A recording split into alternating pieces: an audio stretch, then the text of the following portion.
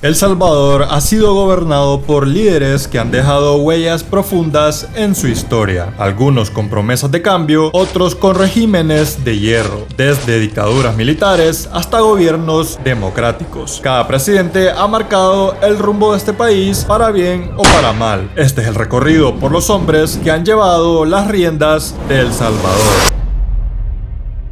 Antes de que El Salvador fuera oficialmente la república que conocemos actualmente, hubo diferentes transiciones de poder. Primeramente, la caída del Imperio Español y los conflictos del primer imperio mexicano que quería absorber el área centroamericana. En aquel entonces existía el puesto de intendente o jefe político de la provincia de El Salvador, y uno de los nombres que sonaba de aquella época era el de Mariano Prado, prócer salvadoreño que se opuso a la unión de las provincias centroamericanas al Imperio Mexicano de Agustín de Iturbide. Tras la disolución del Imperio Mexicano y el surgimiento de la República Federal, aparece el nombre de Juan Manuel Rodríguez. Rodríguez es considerado el primer jefe del Estado de El Salvador, tras que el Congreso Constituyente Estatal le designó como jefe político del Estado. Durante su administración se inauguró la primera imprenta nacional de El Salvador, donde se imprimió el primer periódico que fue bautizado como El Portador de la Buena Nueva. En esta época el encargado del Estado salvadoreño obtenía el puesto de jefe supremo, pero entre la inestabilidad pasaron muchos jefes provisionales a tomar las riendas del país. Es aquí donde aparece nuestro tercer personaje en la historia presidencial salvadoreña, que es considerado el primer presidente de El Salvador. En 1840 Juan Lindo viajó a El Salvador, donde con el apoyo del general Francisco Malespín fue designado secretario de Estado.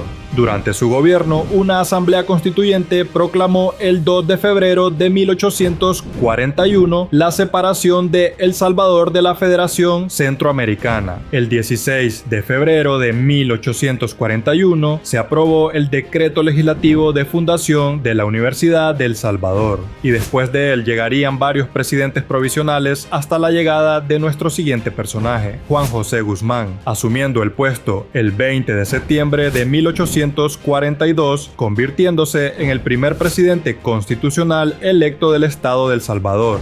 El presidente Juan José Guzmán buscaba reducir la autoridad del general Francisco Malespín, que hacía de caudillo desde su puesto de comandante de las armas. Estos dos personajes tendrían varias disputas a lo largo de la presidencia de Guzmán. El 7 de febrero de 1844, Fermín Palacios entregó la presidencia al general Malespín, quien había sido elegido presidente de la República. Malespín va a la guerra y retorna victorioso de la campaña en Nicaragua, pero el ejército lo desconoció y el poder legislativo declaró nula su elección como presidente de la República. En noviembre de 1846 intentó recuperar la presidencia, pero fue asesinado. El 16 de febrero, la Asamblea General declaró electo presidente a don Eugenio Aguilar, que recibió el poder supremo el 21 de febrero de 1846 del senador Fermín Palacios. Después del paso de dos presidentes provisionales, llega otro personaje conocido como Doroteo Vasconcelos. Este personaje quiso renunciar al cargo luego de darse cuenta de que había sido electo, pero la Asamblea Legislativa se lo negó. Después del fracaso de Doroteo y la guerra, pasaron varios presidentes provisionales. Entre uno de ellos fue Francisco Dueñas, pero en 1852 fue elegido presidente electo popularmente. Posteriormente a Dueñas llega otro personaje llamado José María San Martín, presidente electo popularmente para el período constitucional de 1854 y 1855.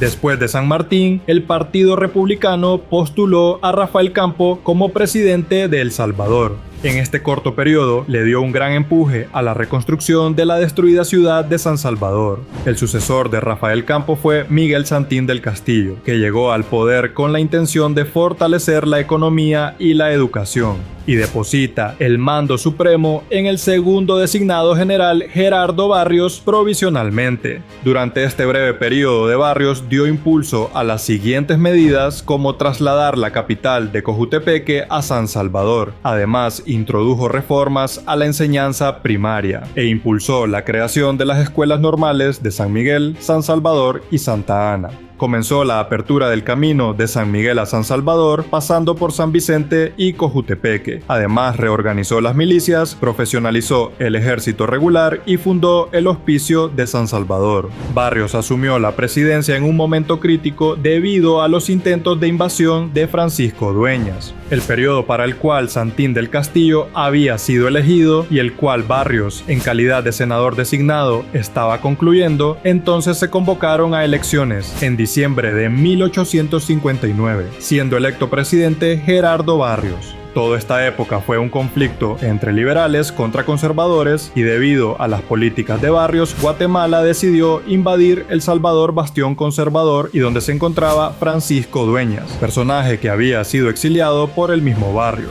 Una vez iniciada la invasión a El Salvador por parte del general Rafael Carrera, Francisco Dueñas se declara presidente provisional de El Salvador en junio de 1863 en la ciudad de Santa Ana.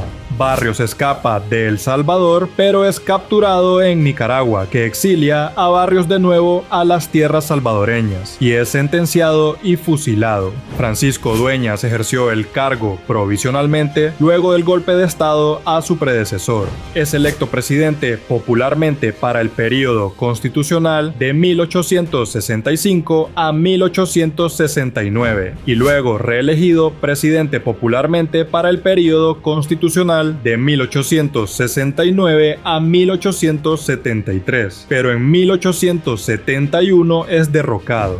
En 1871 era el momento de Santiago González de tomar el poder y la oportunidad llegó cuando un levantamiento liberal apoyado por fuerzas hondureñas y nicaragüenses logró derrocar a Dueñas. Santiago González asumió la presidencia con la promesa de restaurar las reformas de Barrios y consolidar un gobierno más moderno. Durante su gobierno se estableció la libertad de cultos, la secularización de los cementerios, la legalización del divorcio y el matrimonio civil, además la introducción de la educación laica. En esta época El Salvador se estaba convirtiendo en la denominada República Cafetalera, por el apoyo de los liberales a este sector agricultor. Contando a González, a presidentes provisionales y reelecciones, hubo un total de 19 gobiernos liberales seguidos, entre los cuales podemos destacar a los siguientes. González no pudiendo reelegirse, Andrés del Valle fue propuesto como candidato oficial a la presidencia de la República para el periodo 1876 a 1880, resultando electo. Saldívar fue designado presidente provisional por una junta de notables de Santa Ana. Continuaría el periodo para el que había sido electo su predecesor. En 1885, Saldívar fue derrocado y tuvo que exiliarse. Su salida marcó el ascenso de Francisco Menéndez, un militar que prometió restaurar el orden y continuar con la modernización del país. Fue elegido presidente constitucional para el periodo 1887 a 1891. Durante su gobierno, Menéndez promovió el cultivo del café en la zona occidental del país. El 22 de junio de 1890, el presidente Menéndez fue derrocado por el general Carlos Ezeta. Falleció ese mismo día a causa de un infarto. Ezeta supervisó la relativa estabilidad política de El Salvador en un momento en que las repúblicas vecinas de Honduras y Guatemala estaban en guerra, pero pronto perdió el favor de los terratenientes y fue derrocado en la Revolución de los 44, el 9 de junio de 1894 por Rafael Antonio Gutiérrez. Gutiérrez toma el poder provisionalmente por un año y es elegido presidente constitucional en 1895, pero su mandato solo duraría hasta 1898. El gobernador Gutiérrez fue derrocado en un golpe de estado por el general Tomás Regalado, que era su mejor amigo. Tomás Regalado ocupó la presidencia de la República como presidente provisorio al liderar el movimiento que derrocó a su antecesor desde el 14 de noviembre de 1898 al 28 de febrero de 1899. 1999, siendo posteriormente electo para otro periodo que terminaría en 1903. Entregó la presidencia a su sucesor electo al concluir su periodo, siendo el primero en 27 años. Pedro José Escalón gobernó entre 1903 y 1907, siendo elegido popularmente, representando la consolidación del dominio de la oligarquía cafetalera. Durante su gobierno se creó el servicio telegráfico y telefónico, agregando varios centenares de millas de nuevas líneas telefónicas y telegráficas. El general Fernando Figueroa resultó elegido por mayoría de votos como presidente de la República para el periodo 1907 a 1911, sucediendo a Pedro Escalón. Esta era la segunda vez que Figueroa tomaba el poder y durante su segundo mandato se amplió la red ferroviaria del país y la red eléctrica. El doctor Manuel Enrique Araujo se presentó como candidato a las elecciones presidenciales para el periodo constitucional de 1911 a 1915, con el apoyo del presidente saliente Fernando Figueroa. En la gestión de Manuel Enrique Araujo ocurrieron dos acontecimientos relevantes en la historia de El Salvador. Por iniciativa del mismo presidente fueron adoptados el escudo y la bandera salvadoreña. Tras la muerte de Manuel Enrique Araujo en 1913, Carlos Meléndez, un influyente político y miembro de una de las familias más poderosas del país, asumió la presidencia interina. Su breve mandato estuvo marcado por la consolidación del poder de la dinastía Meléndez Quiñones, un grupo de familias que gobernaría El Salvador por más de una década. En 1914 dejó el cargo en manos de su hermano Jorge Meléndez, asegurando que el poder quedara dentro de su familia. El 7 de junio de 1915, un decreto dado por la Asamblea Legislativa establece que el nombre oficial del país es República de El Salvador.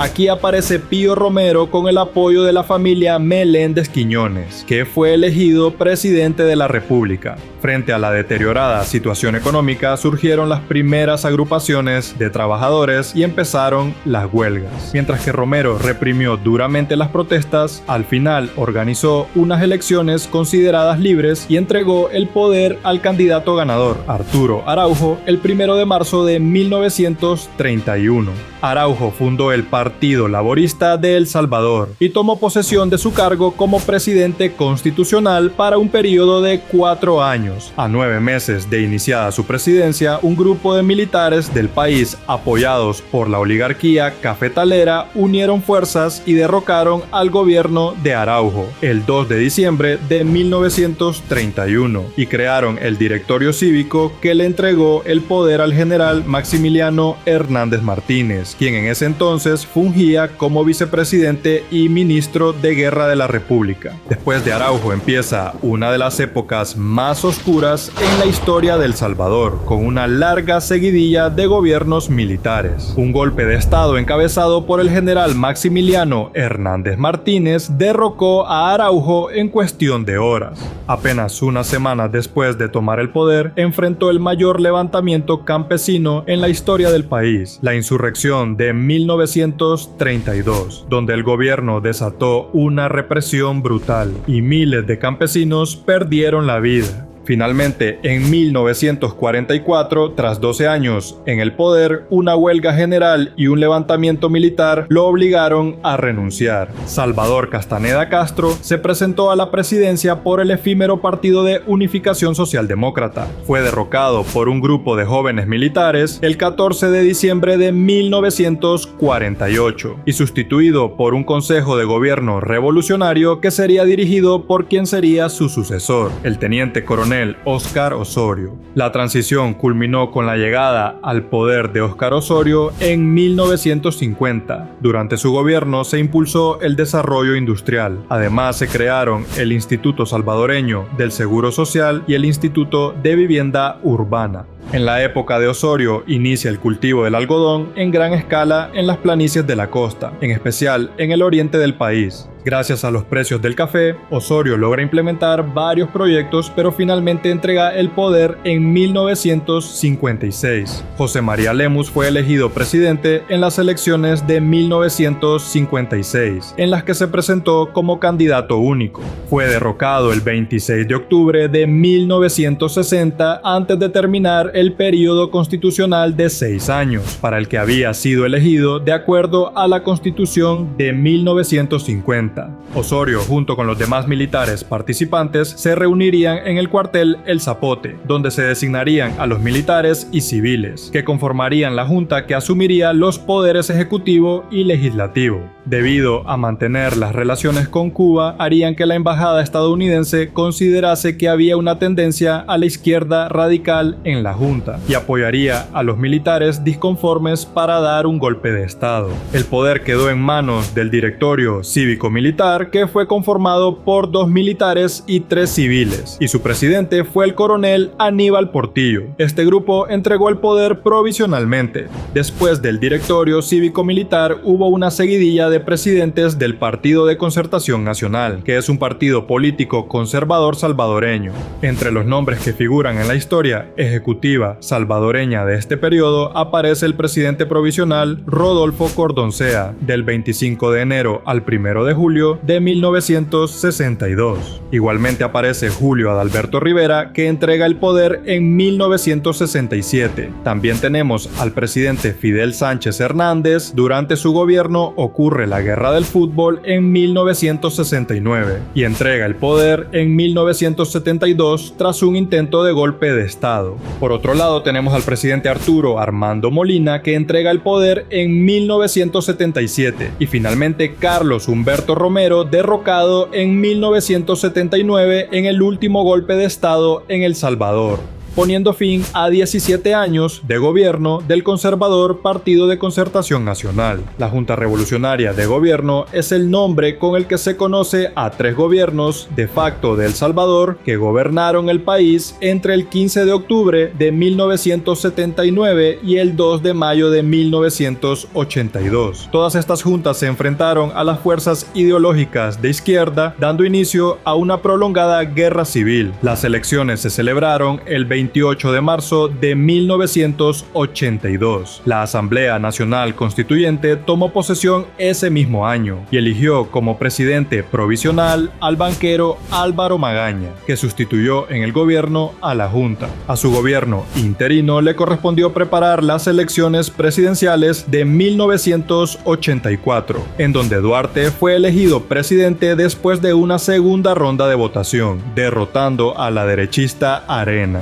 Duarte se convirtió así en el primer presidente civil electo democráticamente desde 1931. Después de Duarte viene una seguidilla de presidentes provenientes del partido llamado Arena. El 1 de junio de 1989, gravemente enfermo de cáncer, entregó el poder a su sucesor Alfredo Cristiani. El jueves 16 de enero de 1992, Cristiani firma los Acuerdos de Paz de Chapultepec, que pusieron fin a la Guerra Civil de El Salvador. Cristiani termina su mandato y llega Armando Calderón Sol. Durante su gestión, el territorio salvadoreño fue asolado por el paso del huracán Mitch. En 1999 llega al poder Francisco Flores. Durante su gobierno es aprobada la Ley de Integración Monetaria, la cual dolariza la economía salvadoreña. Después de Flores, aún hay un personaje que llega a la presidencia salvadoreña del partido Arena y último de momento en la historia de El Salvador. Elías Antonio Saca González fue elegido presidente de la República de El Salvador el 21 de marzo de 2004. Al concluir el mandato del presidente Elías Antonio Saca, Mauricio Funes y su compañero de fórmula Salvador Sánchez Serén tomarían el cargo de presidente y vicepresidente de El Salvador en la elección celebrada el domingo 15 de marzo de 2009 para un mandato de 5 años. El vicepresidente de Mauricio Funes, Sánchez Sánchez Serén se convierte en el segundo presidente proveniente de un partido de izquierdas, cuyo mandato acabó el 1 de junio de 2019. El 1 de junio de 2019, Serén entrega la presidencia a su sucesor Nayib Bukele, con la tasa de aprobación más baja de todo su gobierno.